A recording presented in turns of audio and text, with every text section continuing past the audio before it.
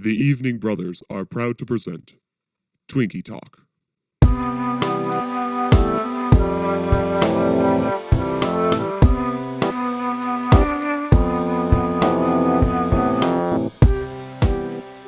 Hey everybody, welcome to Twinkie Talk. It is the only show on the internet where three white guys talk about movies, and it is brought to you by the Evening Brothers. I am Brother Lincoln. I am Brother Jon. I am Brother Preston. And we are gathered here today for just one really good reason, and it is Dune. It's the melange. Melange, what do they call it? The spice? The spice melange. The spice is melange. life. The Do they spice call must it flow. melange in the book? They Yeah. do. Melange just Okay. means like mixture. I couldn't In real remember. life. I didn't remember hearing that word in my mind. Yeah, the spice melange. It's kind of a stupid word. Anyway, So this is Dune, but not what we have heretofore agreed to call the good Dune. right. We are talking about the David Lynch, I think it's 1984, amazing Dune. What did we decide, Lincoln? We made a decision. Oh, we don't want to be comparing it to the new Dune. The good Dune. So what? The what Dune? The good Dune. Oh, okay, thank you. Sorry, I got confused. So we're each going to give each other one mention of new good Dune. Other than that, they get chastised and shamed for our comparison. All You right. You feel good about that? You know, I feel you great can. about that. You have to like Yeah, say sounds great. something. You can't nod. Oh, yeah, that's right. This is an audio thing. Do you guys remember when this show was funny? Do you remember that? We used to say funny No, stuff. I don't remember. I think. I don't know. No, yeah, this is our just coasting through our career now. Yeah. We've achieved such massive success. We can afford to just kind of take it easy after this. Yeah, this is kind of our, like, the last man standing of our career where we sort of already did the show and now we're just doing it again, you know? Yeah, completely. I do know. So what was the where did we peak? Where Last did we episode. peak or where did Tim Allen peak? Because I would say Toy Story. Toy Story 1. Feels like Toy Story. Yeah, that's probably what It's- Tim Allen did. it's- Where did Tim Allen come from? Oh, so, all right. He so made Preston, a TV show called Last Man Standing, which is But- basically Home Improvement, Yeah. but just a little bit worse. Got it. And with okay. less neighbors. And again. So, Lincoln, what compelled you to make us watch this? I hesitate to call it a film or a movie or just like a collection of images. This project. This concept. Yeah, This concept. what made you make us watch this idea? Well, I had seen it before. I watched it on the same night I watched the first Blade Runner movie. And throughout the course of that night, I drank an entire bottle of wine. I mean, you'd And have so- to. And so I had some kind of confusing memories about this movie, and I was kind of curious to see if I still would feel the same way on a dead sober watch through. Sure. And so I just wanted to kind of sick that on both of you because this is a wonderfully ambitious movie to say the least. Well, I feel like I watched this. I watched this 3 hours ago, I would say, and I without any alcohol, and I have some very confusing memories as well. So it's gonna be a fun time. Preston, just to intro us to kind of how I felt about Dune before I watched it a second time, can you go to our text channel and read the response that I sent to Jonathan? Just go ahead and read it out loud for the record. The first thing I write is, "Yes, you do. It's buck wild." Yeah. So yes, you do. It's buck wild in the best way. It is a movie that is going to be studied by bewildered anthropologists 200 years from now. It's like if you cross The Lion King with the 1986 Transformers animated movie, watching a community theater production of the novelization of Tron while everybody in the cast and audience is on acid. And watching it is the same experience as a styrofoam cup would have if you melted it in the microwave. I really connect with that last sentence because I know, I'm so fully proud. agree. We've sort of set Okay, a so precedent of watching these movies day of. You should have. I guess you tried to warn us that we should watch it a little earlier. I should have given myself a little buffer. I feel so fried right now. Oh yeah, this movie is deep fried. It is so. They pack so much in, and they like adequately explain absolutely none of it. 0%. But they take so much time to try. That's the funniest part. It's like, let's start chronologically because we're already getting into the things I want to talk about. So we start with Princess Irulan fading in and then addressing us. And then she fades back out, and then she fades back in, and then she fades back out again, and then says, "Oh yes, I forgot to tell you," and then fades back into existence to tell us about the spice. This is my favorite part of the movie. It's almost my favorite part. Just because she said so much in those first two, and I was like, okay, whew, that's a lot to take in. And then she went, "Oh, I forgot," and I went, "Fuck, okay." Do you ever feel like Princess Irulan when you're trying to explain Dune to people, though? I mean, not Dune specifically, but yes. I mean, there's a lot of material to cover. I also like that her intro still isn't enough to like provide the exposition for the movie, where you have to have a whole other report. Oh yeah. To the So we finish spacing up with guild. exposition narration number 1, and we enter the title card and the music, which the music is by Toto. I hope you noticed that. Oh yeah. Which the leading singer of Toto is actually John Williams' son. Really? I didn't know that. So there's some pedigree of like having orchestral music and knowing how to compose there. So that's why the music is so good, because I thought the music was like quite good the whole time. Well, some of the time. We'll get to it. We'll get to a specific moment, I would say. It's not awesome. Are you talking about the power ballad at the end? Yeah, the worm riding. The worm riding. I don't understand how you could not just love that with all your heart. I mean, no. We'll get into it later. Yeah, we'll get into it. We'll get into it. Then we have the second consecutive exposition narration, where we have Spicing Guild members talk about 4 planets, and then most of the planets don't really need to be addressed at all because they're just like a setting. It doesn't really matter that they're a planet, but we do. So now we get that, and then we visit the Emperor. The Spacing Guild visits the Emperor and tells him the problem, and the Emperor goes into the third now voiceover narrative exposition narration, and he tells us exactly what the plan is, and we very quickly lose all of the drama and mystery and ominous feelings that the story could possibly have. Do you feel like it's the exposition that lost the drama, or the giant scrotum in a test tube? Because it's that one for me. I think it's a bit of both. Little column A, little column B. Okay. I think clunky narration, scrotum in a test tube. Massive scrotum, the universe's biggest scrotum, award-winning scrotum. Powered by the spice. And so this is the throne room scene we're talking about. And one compliment that I consistently have about this movie is that the set and costuming is glorious. Oh, yeah. It is awesome. It's like this giant solid gold room. There's dog walkers. Everyone has pugs in this universe. Which I have a question about the pugs. Is it an alien pug, or did the like least likely species to survive just somehow make it all the way to there? For 8,000 more years. Yeah. I know. It feels particularly human to like have pugs survive forever, even though we did a terrible job making them. To just like determine that our crimes should stay with us. Yeah. I also noted the sets. My comment was, remember when they used to design sets? That was nice. I missed that. It was nice. It's really got some good 80s sci-fi stank about it. Oh yeah. Oh yeah. It's strong. It's greasy. It's very greasy. It's very greasy.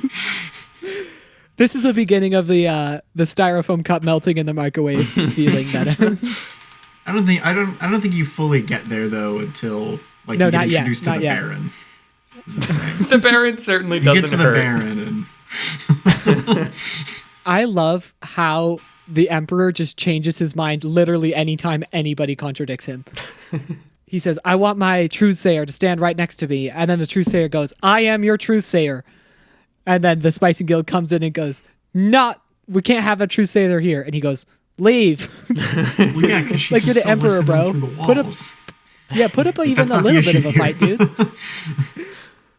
They just don't like her. And he's like, yeah, I guess I didn't either. I feel like that's a truth of the whole movie, though. I don't think anyone ever says anything without, like, with any subtext. It's always just like, No. I love you or I don't love you. Like, those are kind of the two sentences we get.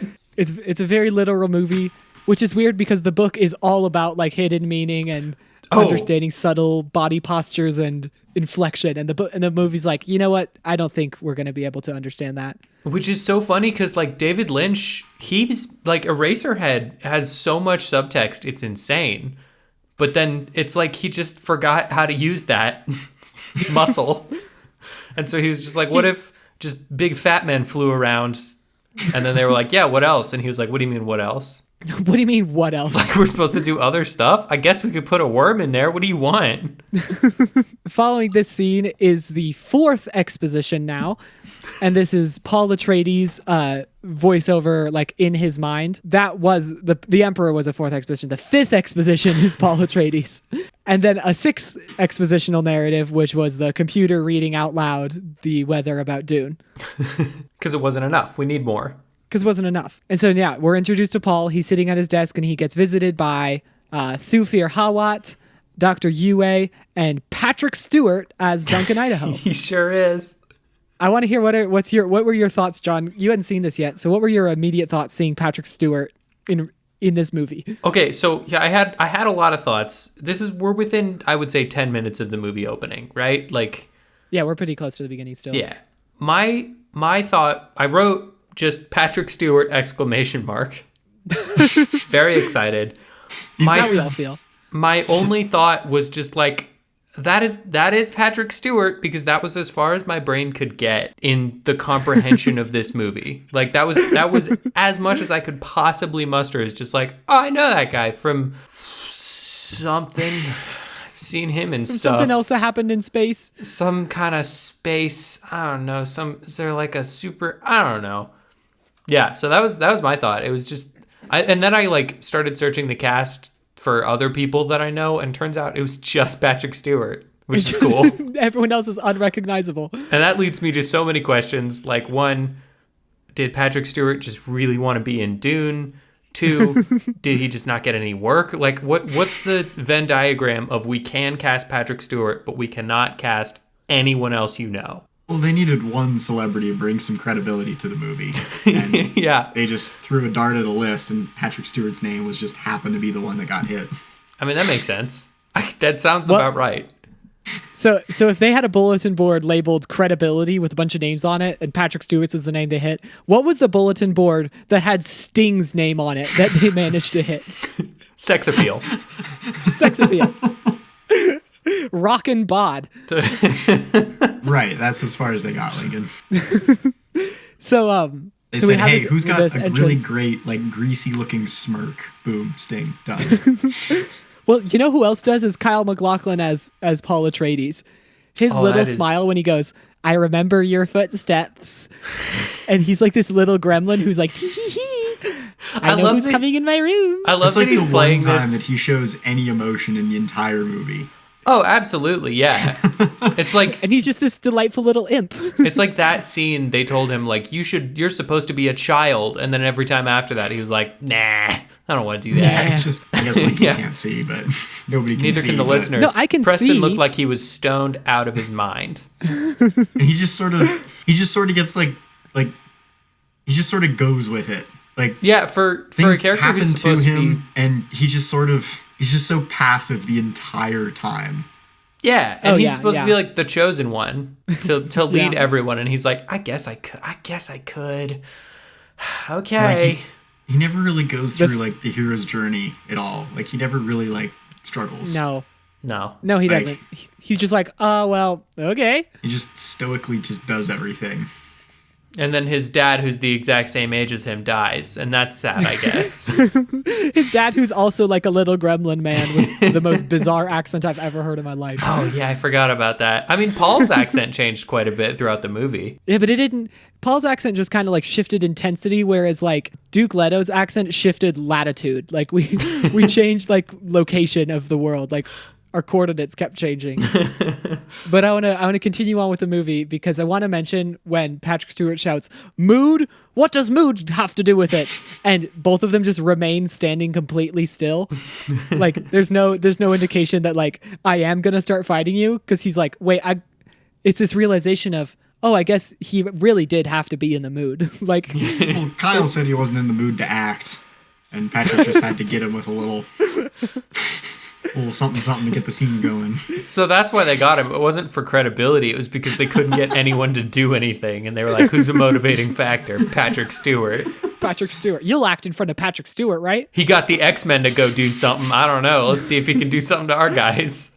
I have a note that I don't really know what the context was when I wrote it, but it says Yue looks like a roadie for a 1970s funk band. I mean, if I knew who that was, I would agree with you. The Doctor. With a diamond Lincoln, on I his can't. forehead.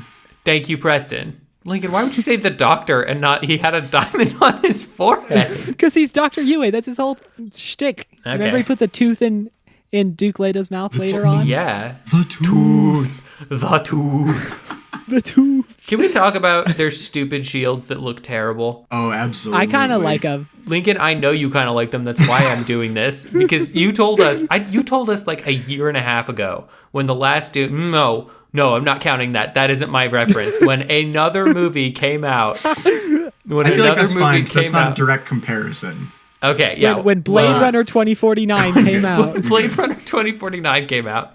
When Meg 2: The Trench came out, Lincoln, you said that you preferred the shields on this 1987 or 84 movie. And I went into this being like, okay, I'm open-minded. Let's see what they look like. They look like Roblox, my dude. They look terrible. Yeah, they do. I kind of like them. I like that they're dumb looking. Okay.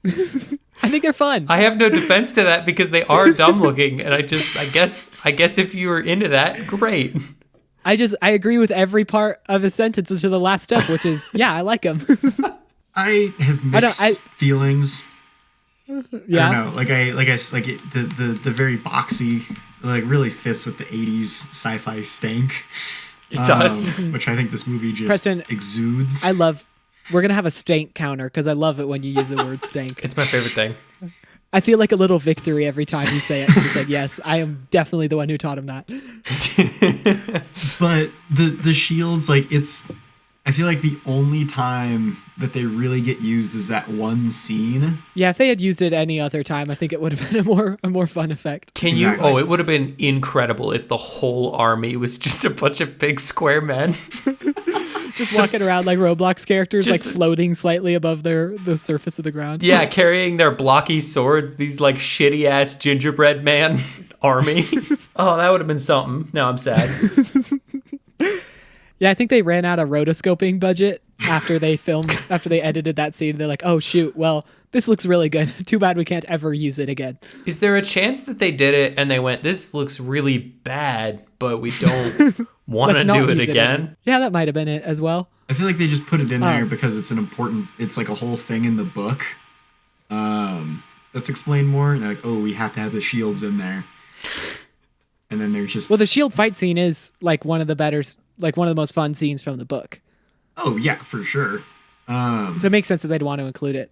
Oh, yeah. But you know what's not in the book? A weirding module. Right, yeah. Okay. I had to double check, and yeah, that has never come up ever in the book. No, it has not. I'm And so was glad a you guys are terrible saying choice. that, because I feel like I didn't really comprehend the book Dune too good when I read it. I got the basics, but there's so many things people will talk about Dune, and they're like, oh yeah, when this happens, and I'm like, yep, I for sure remember that, definitely.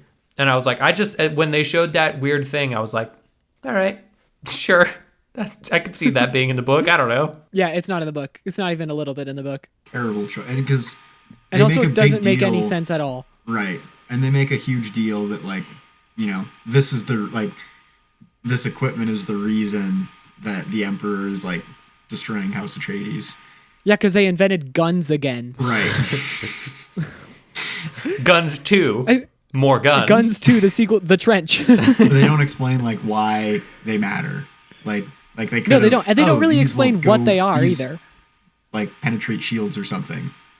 And like, Yeah. there you go. There's And- your reason now. It suddenly makes sense. I remember in the book, the worry was that Duke was like a charismatic, good leader that people cared about and liked. And they're like, nah, he's just invented Guns 2, the sequel to Guns. Again, I don't want to assume too much here, but is there a chance they just cast the wrong guy and they were like, well, no one's going to buy him as a cool man that we like, so what if we, I don't know, Guns? What if we gave him Guns 2? That actually may have been a decision when they saw him and Kyle MacLachlan, like, both were just little nasty gremlin boys, and they were like, they're smiling deviously and like walking on their tiptoes off and onto the set. My want for them for Paul specifically to continue acting like that for the rest of the movie is unimaginably large. Like that would have made this movie a 10 out of 10 for me if he was just every time going around in his little like weird flying machine and he's like, hee, we got it. Oh, the spice. Like seeing him open his eyes really wide and then go sweep them from side to side and be like, the prophecy's about me. Yeah, or if he just like the big worm comes out and he's like, not worm. Haha, it's a worm. I heard him coming. I hate everything about that. So much. If I may, it would be an equally accurate representation of the character from the book, I would say. It would be on the same level of accuracy. Yeah, but way less like nuance. Was and, there like, nuance here? There's Not in so the much movie. nuance in Kyle MacLachlan's. No, that's what Jonathan's saying.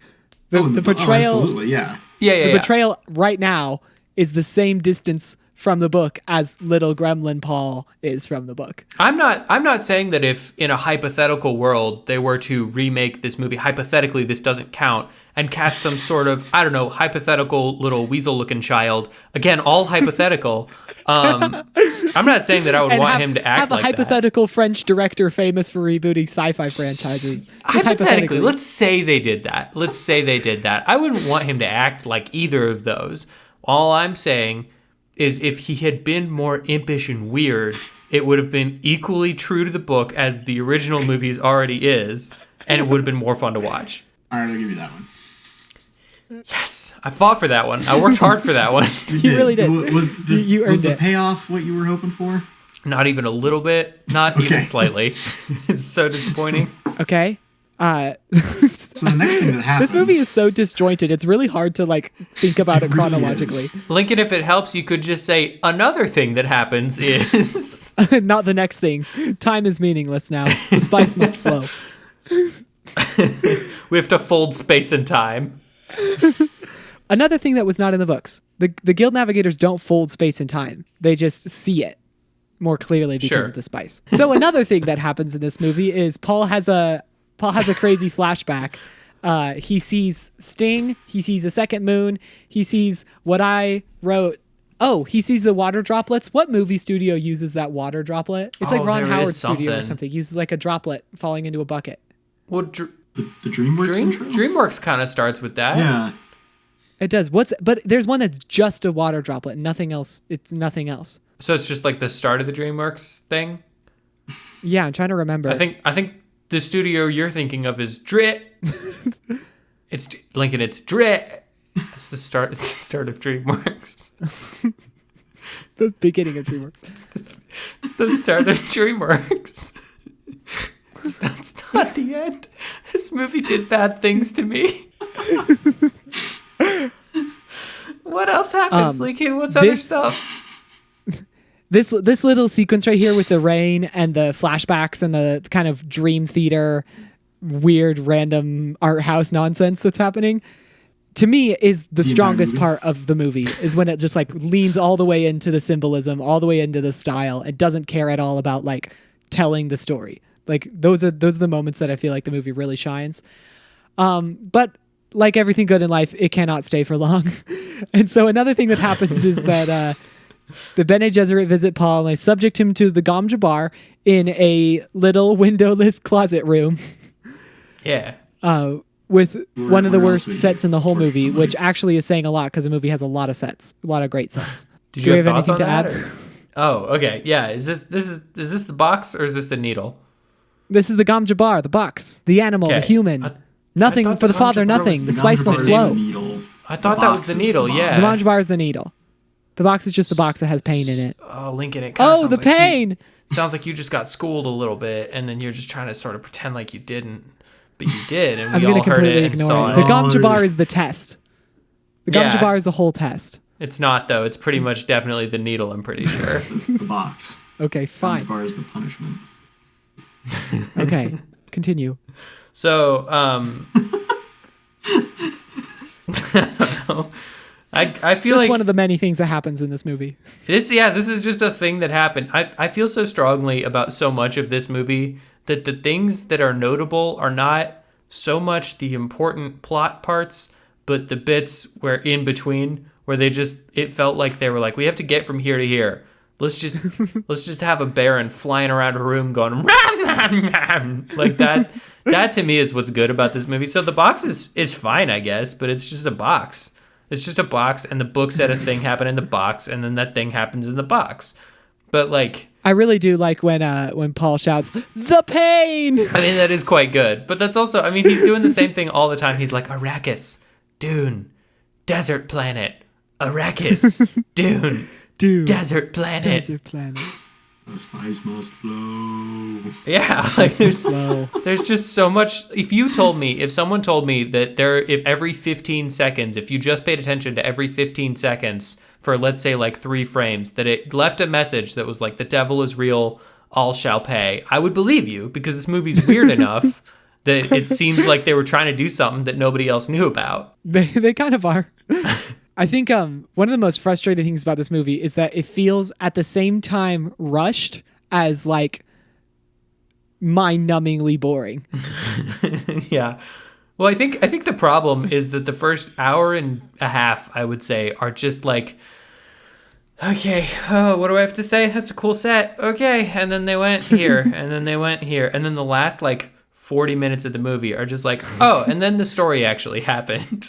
But and this story actually starts. It's so quick that it has to be like, and then this happened, and then this happened, and then he falls in love, and then I guess we're just gonna pretend like that's normal. That he falls in love. Oh, there's even more that like gets totally hand waved away, and we'll get to it. Yeah.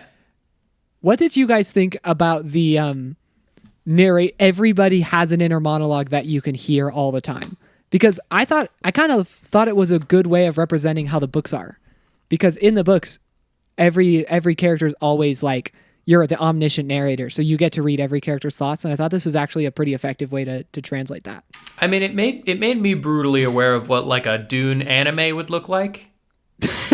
So, explain. So you're for it? I'm not for it. No, I'm not. That's not that is not a saying that it's good. That's not an endorsement of the idea. That's me saying if they made a Dune anime, Paul would definitely be like, the pain. Oh no. I must run from here. Whoa! Like it's not good. Preston, as someone who knows the book better than me, what did you think of that? Like, is that a good thing to you? Is Lincoln right that it's bookish? You know, it is in the book. I do not think it translates particularly well to the big screen. It's just so like jarring, and I think there's so much narration, because there's narration and then there's inner monologue, and then like it just all sort of gets just mushed together. Yeah, and it's like, I don't know, I feel like they were trying to they were trying to carry the movie on that instead of actually making a good movie that would show you what was happening versus telling you. Mm-hmm. A resounding endorsement. This movie from is Preston. all for telling you. Yeah. Yeah, I don't. I have a think it better worked idea, at all. Preston. What if it was only telling? It was only telling? Well then. Yeah, what if you spent a ridiculous amount of money on gorgeous, well-designed, handmade set pieces, and you used exactly none of them to convey the story? Well, at that point, you might as well just read the book and not even bother with the movie. I think that might have been what David Lynch did, though. He's like, I've built these wonderful, beautiful places. Okay, now let's do the book. All right, now everybody say the stuff they say in the book. Say, what does he say in the book, Paul? Kyle? Paul. He says I'm not in the mood. David? Okay, well, say that. Okay, I'm not in the mood. Patrick, what does he say in the book? He says mood has nothing to do with it. Okay, say that. Mood has nothing to do with it. David Lynch goes, yep, we got it in one. Good. Nailed it. Great, good job. Just cut out the parts where I'm talking to them. This feels good. Another thing that happens. No. What? No. What? I've decided no. I'm taking this opportunity to cash in my chips and make my official comparison to Good Dune, the good movie Here we Dune. go. I kind of forgot the Good Dune existed because I've been willfully trying to not compare it in my mind. Well, All yeah, right, because you love the bad Dune so much. You're so I really do love this so movie. horny for Bad Dune. All right, so my exact note says, take a second to compare this to the new one. I like how we have little interludes where they explain almost too much, where the new one is just like, oh, you don't remember the one time we said Kwisatz Haderach and like an hour and a half go under our breath in the middle of an explosion? Well, we can't hold your hand the whole way through. Like this movie, if you need to understand Good Dune, watch this movie because it's definitely going to tell you all the things that Good Dune tells you, but like louder and with less stuff going on.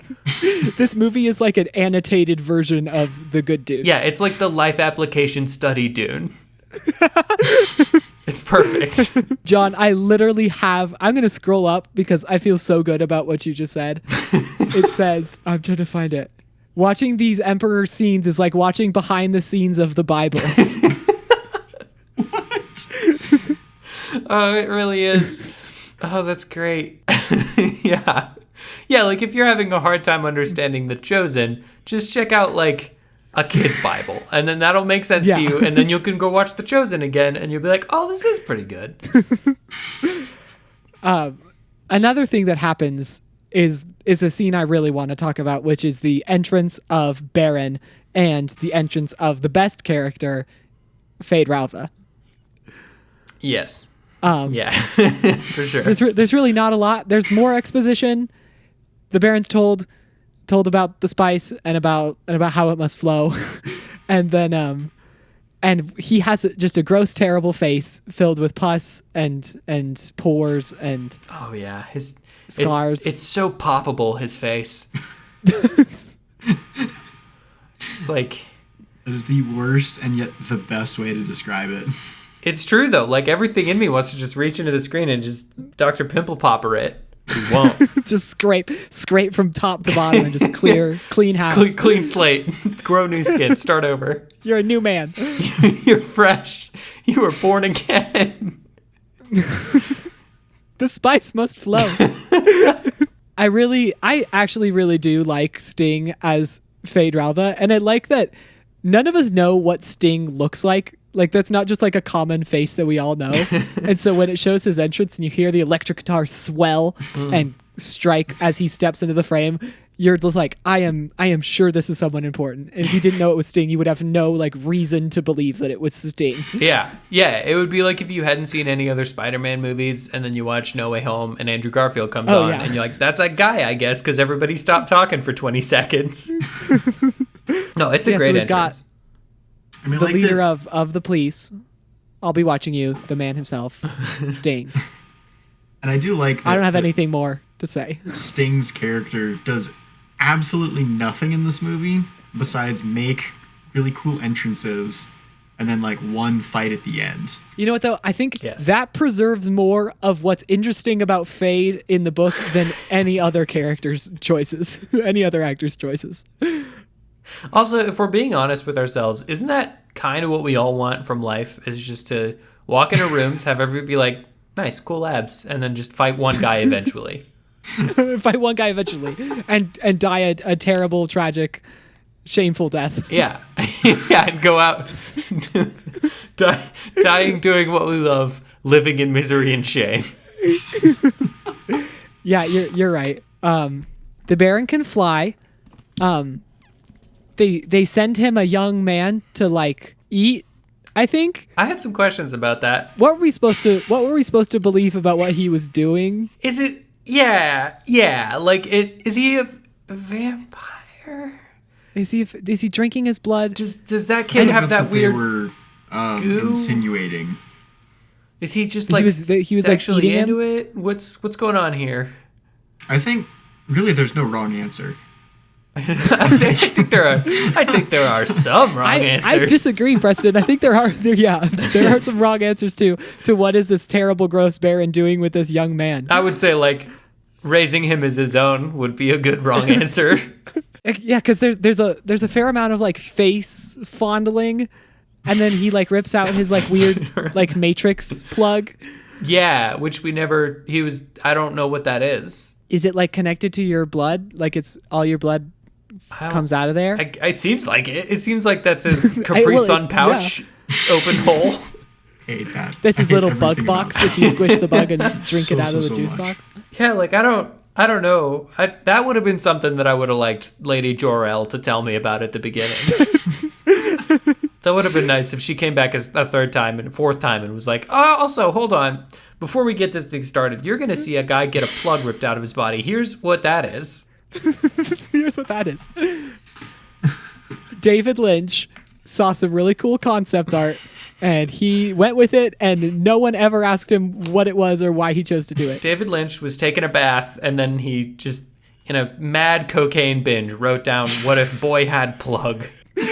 David Lynch was especially hungry, and he asked that a young man be brought to the set so he could rip him apart with his bare hands and consume him. Famed vampire or cannibal David Lynch. I don't know where to go from here. I don't know. You guys remember the bug juice box? Did you see that? Yeah, I mentioned it earlier. I don't know if anyone heard me, I didn't but yes. hear it. It was a lot to take in. That bug juice box is so disgusting. I don't know. And yet, it Like, just how sort of gets villainous like do you need to be? totally passed over because it's not the craziest thing in that scene. That's It's just true. Like, oh, yeah, sure, whatever. Like, It there's is zero somehow. impact. It's like a thing that I think about and probably will for many years.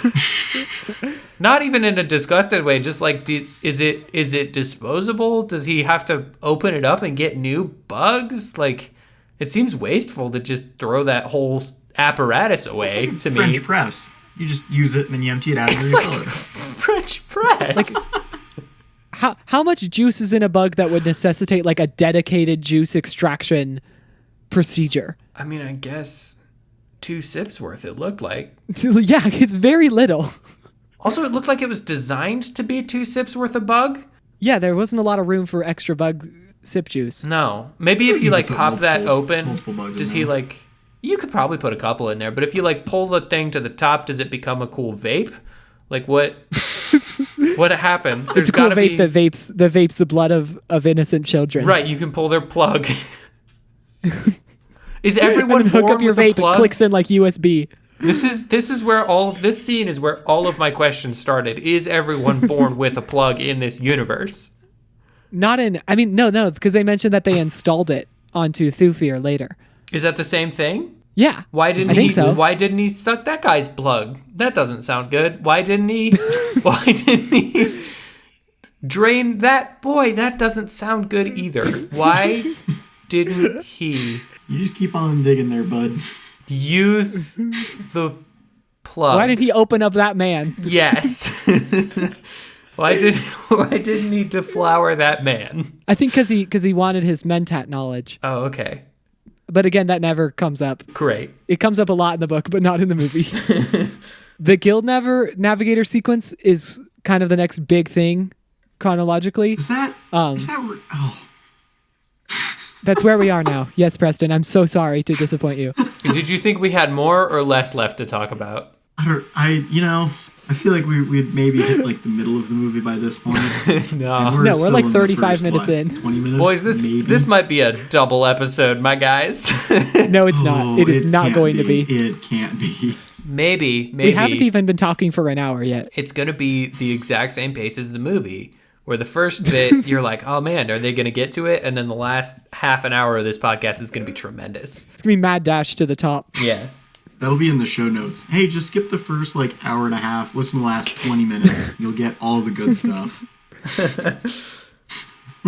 Or better yet, just read Dune. Yeah, you certainly could do that. Or, watch, I don't know, maybe there's a good version of Dune out there. Hypothetically, Oh, of Preston, course. Hypothetically, of Are course. you cashing in, or are you I'm we're definitely talking not making hypothetical a still? comparison. I'm just throwing it out there. Another just option. hypothetically, if they were to do great value Tom Holland in a movie. I'm trying to think of this movie is bewildering. I can't think of the next thing to say. What some other stuff?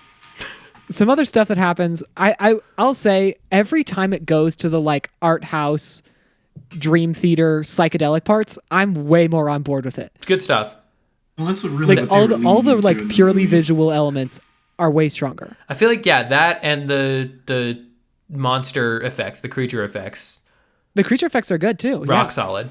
And so like if this was more psychedelic and less community theater, I think it would have been a much better film. And it would have been a shorter film too. Which wouldn't hurt. It really wouldn't. It could have shaved a cool 40 minutes off that old runtime. At least. We arrive on Dune, the planet.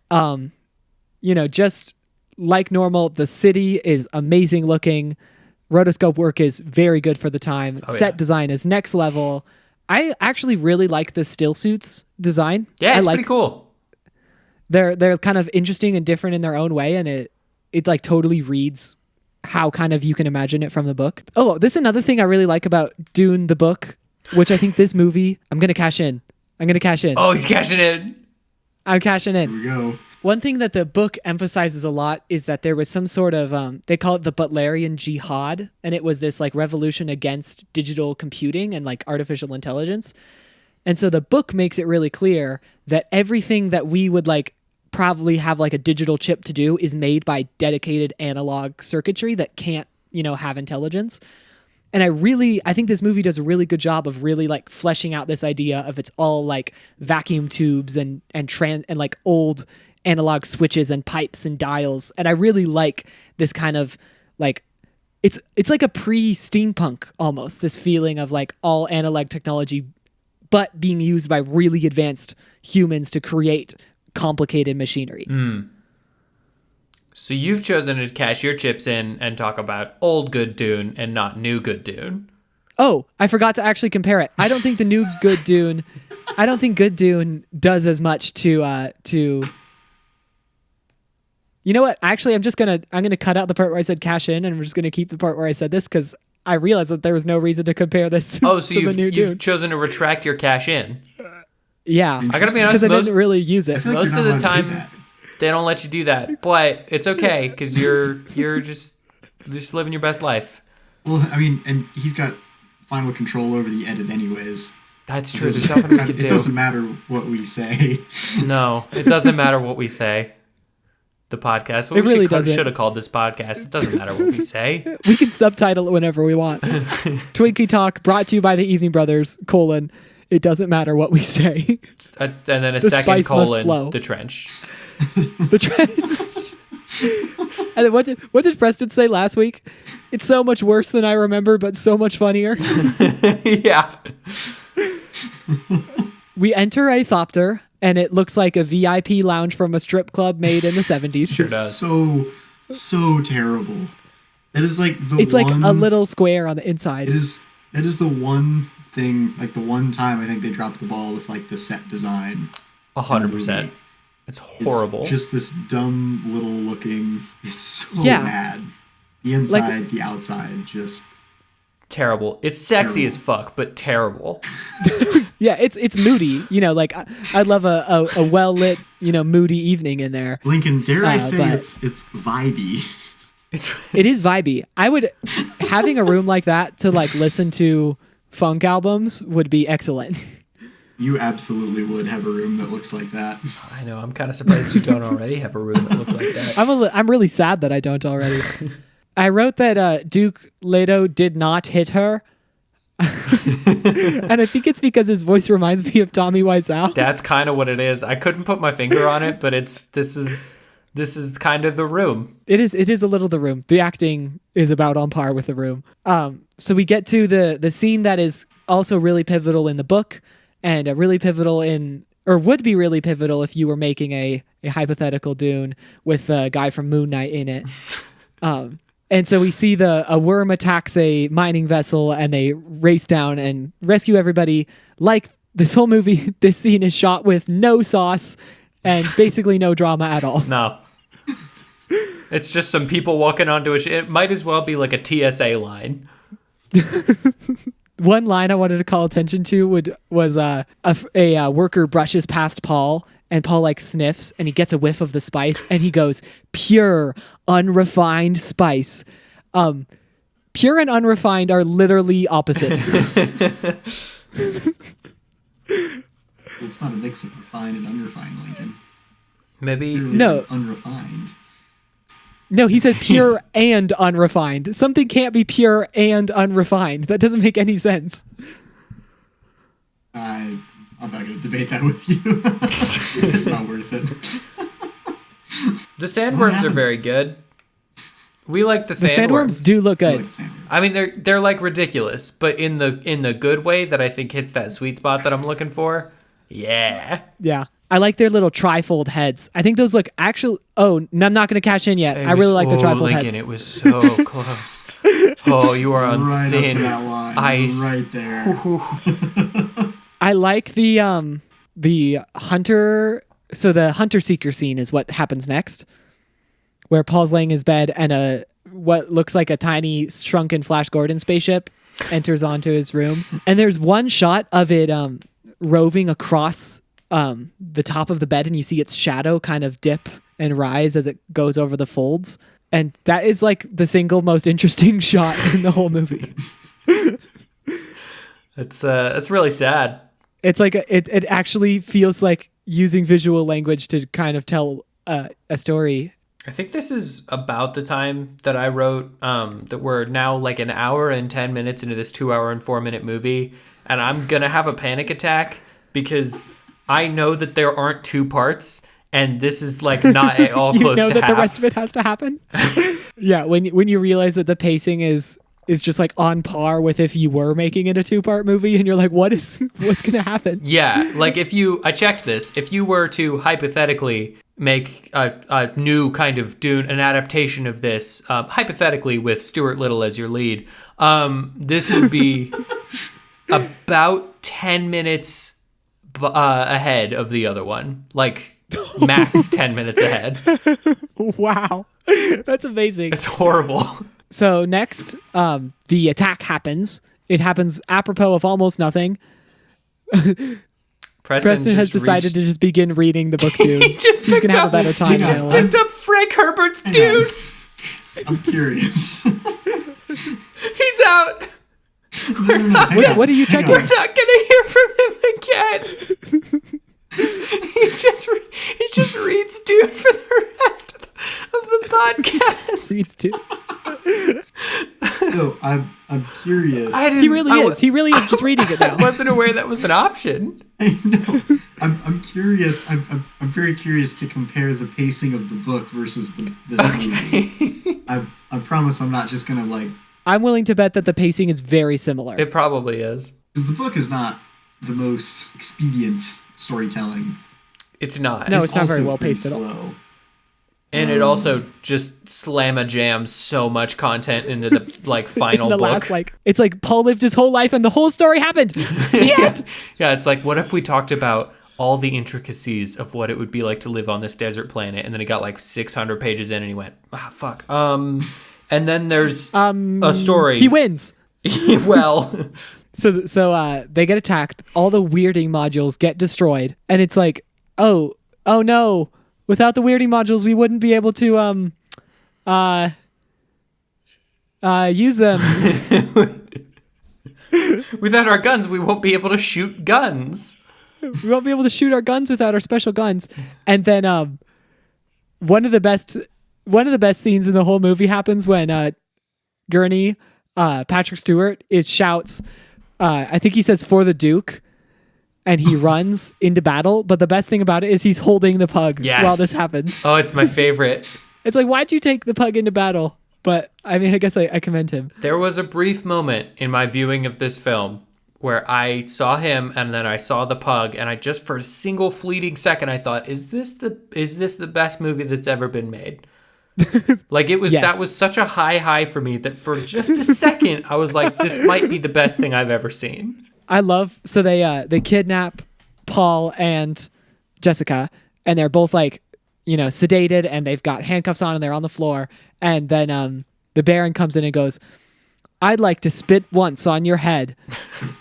And then he does that. He certainly does. It's very gross to watch. But I don't know, the feeling of just someone just saying, "I would like to do this." And well, sure enough, he did it. And then he does. And then he goes, simple pleasures. Preston, what'd you find out? I couldn't find it in the book, but it does seem like the pacing in the book mirrors this adaptation. The only adaptation, of course. Yes, the best adaptation. Yes. I feel like we don't have to, like...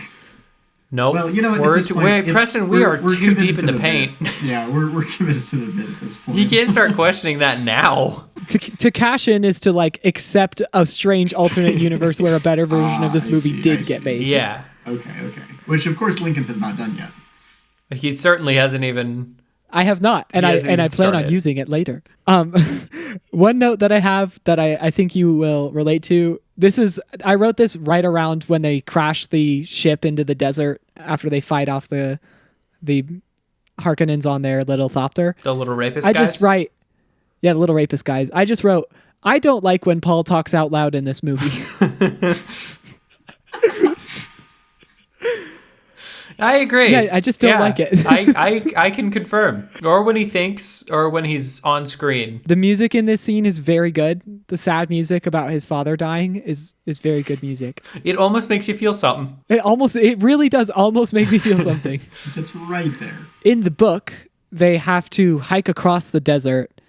And it's really it's actually it's a longish section of the book of them finding their way across the desert on that first night.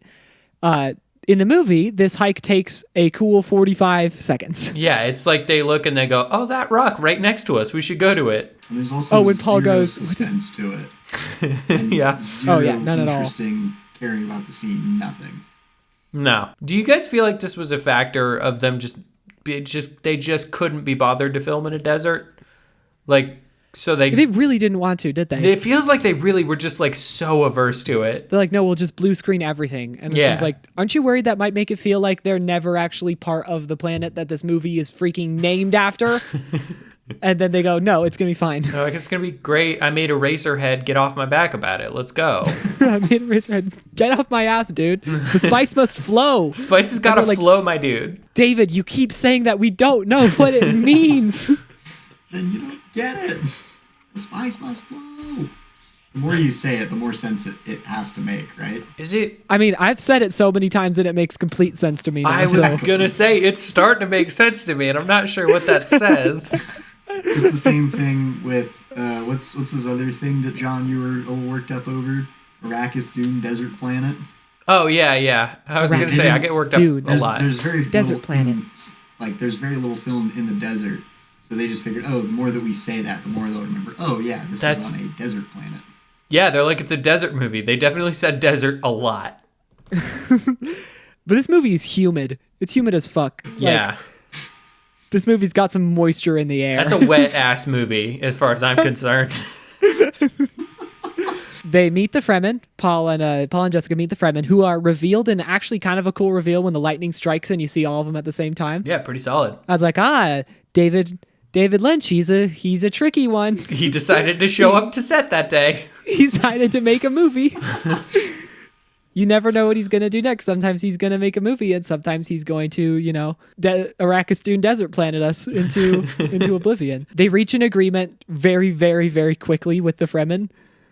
It was like basically zero deliberation. It was like they went in... That whole situation with the Fremen, to me, feels like they both were just sort of on walks and happened to run into each other, and then they went, well, we might as well hang out. That's the energy that I get from that.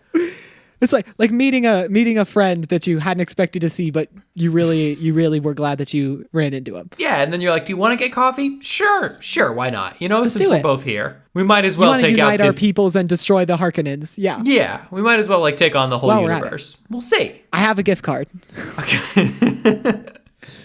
My number one gripe with this movie is they cut out a very, very, very important thing that happens where Paul has to fight another dude to be accepted into the tribe. And it's like the best scene in the whole book. Yeah, and it's kind of a critical turning point for him and his character and everything else that happens. Yeah. And they just like completely left it out, not important. No, yeah, I agree. I think that's the biggest issue with this book, or with this movie. And I mean, hypothetically, if you made a better version, I feel like having that scene be very strong and impactful would be incredibly important and cool. You might even put it as the climax of your movie, were you to hypothetically break it into 2 parts if you felt like it. Interesting. Yeah, were you to hypothetically put Will. Willy Wonka in as your lead? If you were going to put Wonka in. Yes, I think if you were to hypothetically make another movie, when you could absolutely break it into 2 parts, especially if you had that shithead from Lady Bird as your main kind of guy, that would help a lot. What else, Lincoln? What's other Dune stuff? Talk about Dune Desert Planet.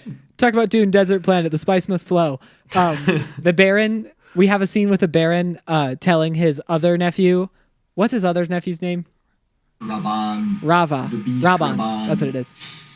Beast Raban. He says the words squeeze like 5 or 6 times, and I love it every time.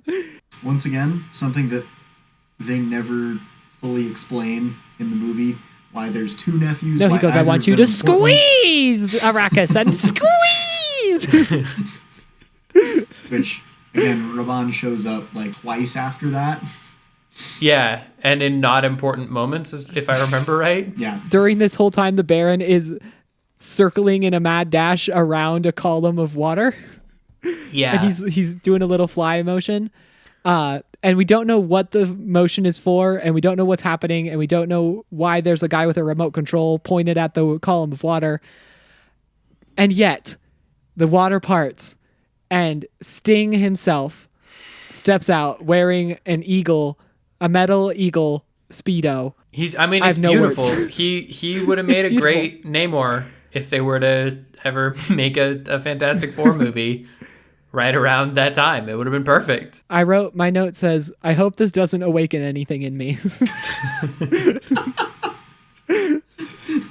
So what happens next, Lincoln? The next thing that happens is the spice must flow, and so they give Lady Jessica the spice, and they transfer her consciousness over. And for a movie that just gets off on explaining away all the interesting, nuancy parts of Dune, there's very, very little explanation for this just crazy scene. Yeah, to almost happen. none. Almost to the point where it's like, why'd you even... I think it's to your point, John, where it's like, oh, it said it in the book. Like, they had no thematic reason to include this, but they had to. It was in the book. So was his weird nephew. Like, this feels like if I made a Dune movie... This is the kind of Dune movie I would make because, again, I didn't really understand Dune. So it's like maybe if I just put everything that was in Dune in the movie, then it'll assemble into whatever Dune is. It's gotta be good. People love that shit. So, I mean, why wouldn't it go perfectly? They asked 4 people, like they had a test audience, and they said, all right, what was the most important thing from Dune?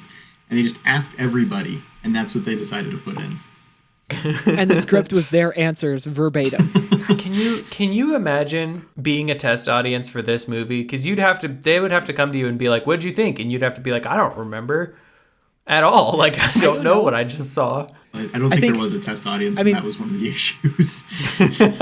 There's definitely not a test audience, which is a little bit like this kind of movie could not be made now. Like, this level of like craziness would not get Definitely not a wide theatrical release like this one did. No chance.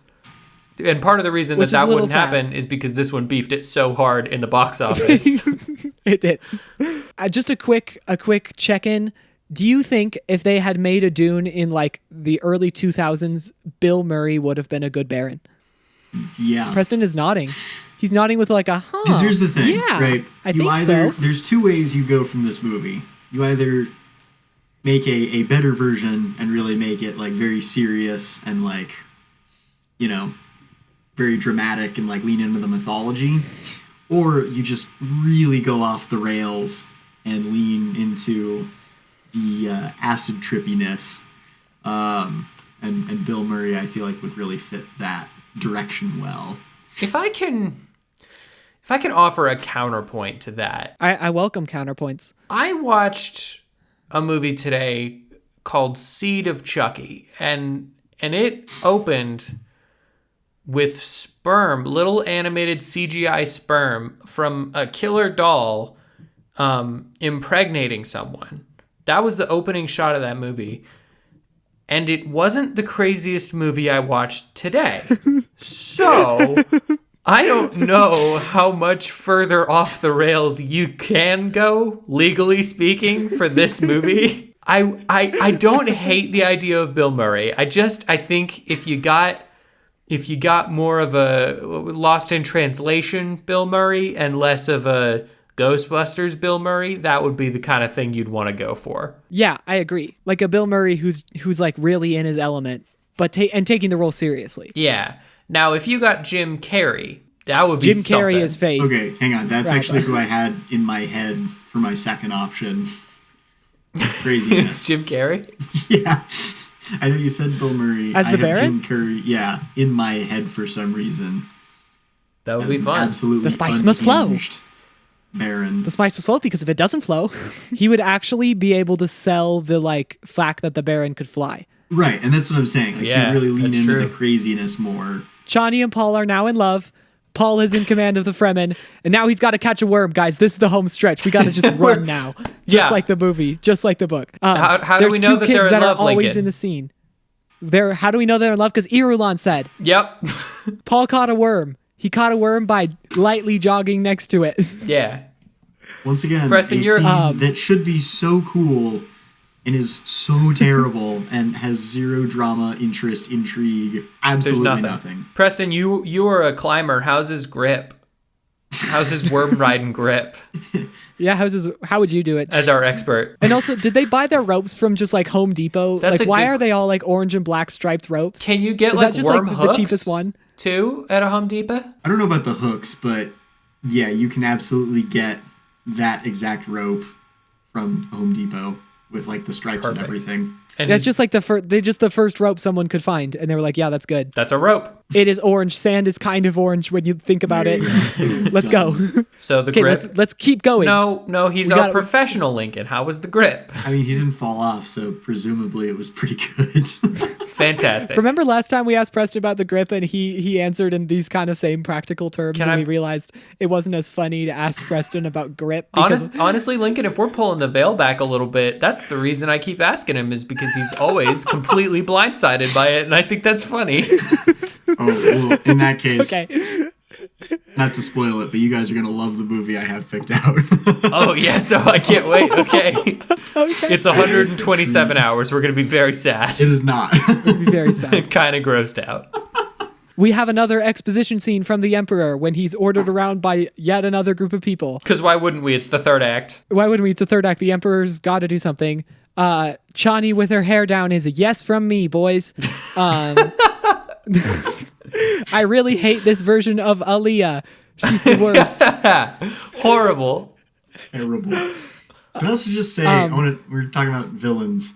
The Emperor is supposed to be sort of like the big bad, like overarching villain. I feel like more than the Baron in some ways. He's more of like a reluctant villain in my mind. Like he has a responsibility that kind of forces him to do this. Right. Yet he never shows any reluctance at all. Yeah. No, he chose just do He's just whatever sort of, anybody tells me. stoically standing there. Well, he just gets ordered around. Yeah, he's not like reluctant. He's also not excited about it. He's just sort of there. I'm moving quick because the movie moves quick. Power through. Do we have anything else to add in between everything I said? No. I don't think so. Great. Wait, actually, I do have a question. Chani hair up. It's yeah. a no from you? Yeah. Oh, interesting. You know what? I'll cash in for real this time. Here we and go. I'm laying down my cards on the table and saying, I don't think Zendaya was that much better than this Chani in this movie. Hard disagree. Couldn't disagree more. Yeah, I'm with John on I this don't one. think I didn't think she was very interesting. I don't think either characters are especially interesting in the movies. And they're actually really interesting characters in the book, but I don't think either of them were especially interesting to me in either movie. Well, because in this hypothetical new better version, Johnny doesn't No, really get I cashed in. introduced. You can engage with my cash. Without cashing in his chips? Right. Yeah, Yeah, that's yeah. fine. Oh, okay. Lincoln, I'm just We can real enter the committed pocket to the bit universe. at this point. We can't confuse him. He just got it. Because she doesn't get introduced until the very, very, very end, like in the literal climax of the movie, at the very end. And also, even then, I think she does a lot with what she's given. Yeah. I feel like she has an impact on that movie. I don't know. That was a bad. I think that was her a voiceover- bad choice to call. That was a horrible I time. think her voiceover at the beginning is really cool. I don't really love her acting at the end. It was a huge mistake. You've I think wasted it feels a little wooden compared to everyone else's. You've wasted your call, and the internet hates you now. How exciting! Next, they attack. They shout atomics and they put on their hazmat suits. This is the moment of the 80s power ballad, which I love. I mean, sure. At this point, you might as well, right? I'm just on board with this movie. I think you're like seeing this at this point, right? No, yeah, we knew. We've known from the beginning. You talk about this movie so much. It's this movie and Tron. The second Tron, not the first Tron. Right. Good Tron. Good Tron. But Lincoln, I like it. Are you aware that this is a bad movie? Like, do you know that this movie is bad? Yeah, Okay. I know it's bad. All right. I like it though. That's fine with me. I get that. You and I can connect on. I love Q the Winged Serpent. You guys tore that shit to shreds. But like, I can relate to that as long as you know. when he shouts, "The sleeper has awakened." I was like, "Yeah, has." Sure. Come on, bro. Long live the fighters. Sure, it has. This is my biggest problem with this movie is in comparison to the book. I feel like the end of the book is so like two-toned, where you have like, yeah, he's like doing good, but also you're like, is that a good thing? I'm not sure. Well, that's And this why... movie is just, it just decides like, no, it's a good thing. And why would you question that? Well, and that's why the book 'cause- is so good, because the entire Yeah. time, it's like Paul is this like questioning, reluctant, like, I don't want this.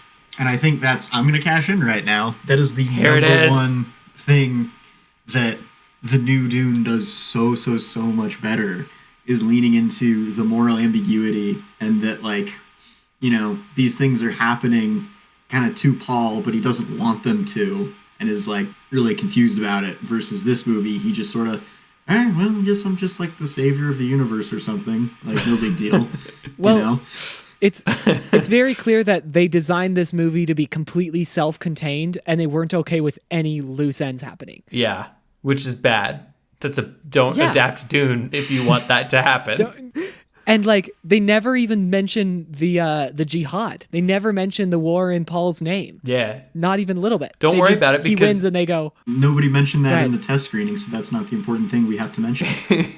Yeah, it doesn't matter because like he wins and he's now from God, I guess, and can make the rain happen or something. yeah, just like Lion King. Just like the Lion King.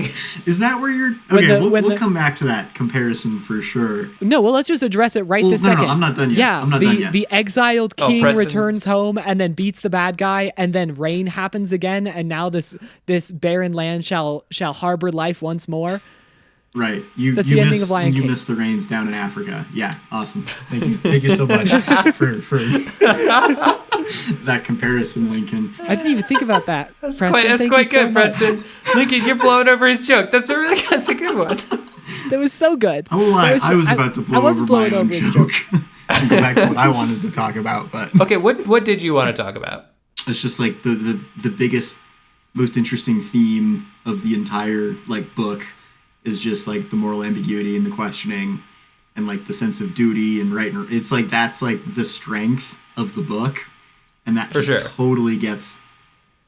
I mean, not even a little bit in the movie, and I feel like that's No. something I agree with that you. the new Dune did well, is including a lot of that I agree. Yeah. in the movie. Your use of the word ambiguity was really where this movie splits off from the book. Somebody told David Lynch about the ambiguity, and he was like, "What? This book is the most clear, direct, honest revelation of personal feelings that I've ever read." Oh, I love said, the idea that he "Hey, just fully ignored the other side. This book is way too complicated. I'm gonna dumb it down to absolutely nothing. Yeah. And that's the movie I'm going to make. He's like, this book is complicated. You know what's not complicated? Superman. Superman isn't complicated. Voiceovers. We're going to make Superman the Dune movie. One of the most frustrating things about this movie, so both of you can revel in me saying something frustrating about this movie. Wow, he's saying something bad. Oh my goodness. We're so about proud. this movie I love so much. One of the really frustrating things about this movie is that the fight scene between Paul and Sting is actually like dramatic. It's actually shot well. Yeah. Which it's so frustrating to get to the last 10 minutes of the movie and then it's like, oh, he could have done this. Yeah, it's like a Shyamalan twist of like, time. hey, this movie could have been a good movie. Like the fight is dramatic and like the inserts are like interesting and add context and the top down shot of the fight beginning is great. Good time. And then Paul shouting down and like breaking the concrete and then killing Fade is like not in the books, but it's awesome. It's also it quite looks good. Really cool. Yeah. And so I'm so mad. I'm so mad because it's like, oh, this could have been the whole movie. Like you could have just shot it like this. Lincoln, if it placates you a little bit and makes you feel a little less bad about just for some reason loving this movie, I asked you on our group chat whether or not I should buy it because it was like $3 more to buy than rent. And you said, yes, definitely. You won't regret it for a second. And I don't. Like, I'm glad that I own this movie because it is batshit crazy and it's kind of beautiful to look at. It is. It's beautiful in a terrible, greasy, humid way. Yeah, like the set design and the costumes are good enough that I would probably watch it again, just maybe on mute. Maybe in the background. Yeah. And then we get a narration saying, it was all solved. We're good. Everything's good. He's from God. Wherever there was war, there will now be peace. I'm remaking the world in my image. The spice must flow.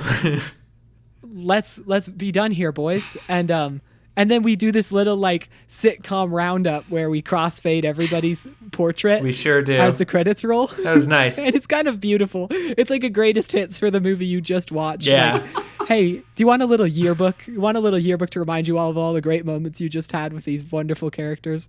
Well, it's so that if you rewatch the movie, you know who everybody is, and you can match them up with the people in the book. Yeah. That was the goal. Like, okay, now run it back and watch it one more time, and this time it will make sense. Exactly. Yeah, buy another ticket, and then you're gonna get it. Then you'll get it. This is a bad movie. It's a wonderful bad movie. You know, I had very like nostalgic memories of this movie somehow. Like I feel like I read the book. Actually, I think I saw this movie before I read the book somehow, and then read the book and then watched the movie, and I was like, oh yeah, this is a Dune movie. This is great. And I think I hated it this time, and I think that's part of why I wanted to kind of say at the beginning, hey, like, let's not turn this into just a giant comparison fest. Because it would have. Yeah, and I feel like that's why I hate this movie now. Well, I think it does a good job interpreting like exactly one aspect of the book while just utterly ignoring every other aspect. Yeah. It's like they read the book once and they went, okay, I'm going to look up like a summary of that on the internet 10 years later, and we're just going to make that. And we're going to make exactly David that Lynch with got no the like book in the mail and said, oh, this is too much, and read the Spark Notes. This is a big ass yeah. book. Yeah. Actually, This is David way Lynch too read the much. first two books. He read the first, you know, like the book is divided into like sub books. Yeah. He read the whole first one and he got done with it and he goes, I am done with Dune. And he threw the book away. I read Dune. And then he came on set and they're like, you know that there's like 3 more parts to this book. And he goes, oh, there were? What happens? And they go, all this stuff happens. He goes, okay, let's do that then. We'll do that in the last 30 minutes. I do like the idea of him just like reading the first book and then going, congratulations, David, you read Dune. Everybody said it would be hard for read you. Dune. I think we're really leaning into the punishment aspect with this week. This one was like, pretty harsh. I don't know what pretty I harsh did to make to you you. guys watch this movie. Did we hurt you? Like, what happened? You know, this is just honestly one of those cases where I overestimated how much fun you guys would have with it because I have so much fun with it. So, yeah. So, your movie for the next episode is to watch Cliffhanger. Sean, I assume by that reaction Yes. you've seen it. Okay, perfect. Excellent. perfect. Excellent. I'm gonna have so many questions for you. Oh, I know. This is Cliffhanger, which is a Sylvester Stallone movie, Oh yes. very loosely based around some climbing, which is entertaining to no end. So yeah, that's your movie. Do we have homework? There is homework, yes, and your homework is watch this movie and try to figure out which part of it was based on a true story. Okay. Excuse me? Parts of this movie are based on a true story, and your homework is to watch it and try to figure out which part is based on a true story. Looking at Jonathan's face, I'm so excited. I'm so excited. I'm thinking back through this movie and I'm trying to remember what part of that is even possible by the laws of physics. Yep, I know. But there is a large portion of this movie that is loosely based around a true story. Wow, I am so excited to hear what your thoughts are on that. Like most episodes, we'll end this one with an apology.